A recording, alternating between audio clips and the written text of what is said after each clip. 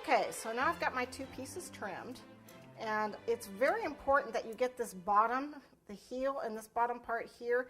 You know, the mold where I've the part of the shoe curved the gelatin out onto the flat part of the mold. You know, you get that little curve there. That's going to stop it from sitting flush. So make sure you get that curved part cut. This part right here. Make sure that might need to be trimmed just a little bit more so it sits flat when you put them together.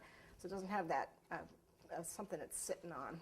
You'll know if you didn't get it right. It's actually not that big a deal because you're going to stick it on the cake with frosting to stick there anyway. But anyways, what we want to do, now this is optional, but what I do is I actually want this part where the foot goes in to be cut out. So what I want to do is I want to take my marker. I hold these guys next to each other. Now it's easy if you tape them. Take a little bit of clear tape and you can just tape the shoe together at the bottom to hold the 2 halves together. But I'm just going to eyeball them. I'm just going to eyeball it. Okay, and I can see kind of right here. That's the top. Come down. And I'm drawing very lightly on it. And then I want to match that up with the other side so that I've cut apart. Let me get these 2 together. So I cut it apart there so I'll get an inside cut out. Okay, I don't know if you can see these lines. They're purple.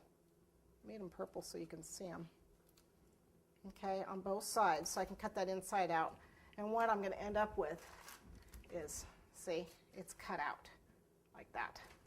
And you want to do it before you stick the 2 pieces together because it's really hard once you've stuck them together to cut it out. It's difficult.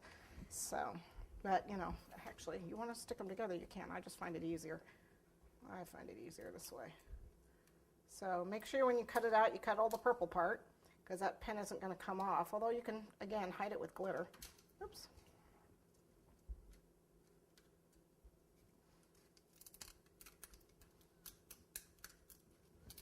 Okay, so we'll just trim that little inside part out.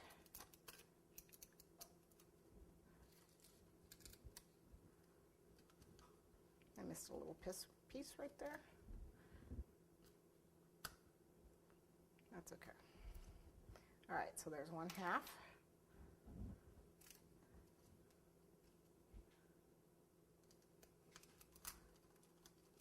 And although these are very sturdy, if like this, it feels like I only did one layer instead of 2. This one feels very, very flimsy compared to this half.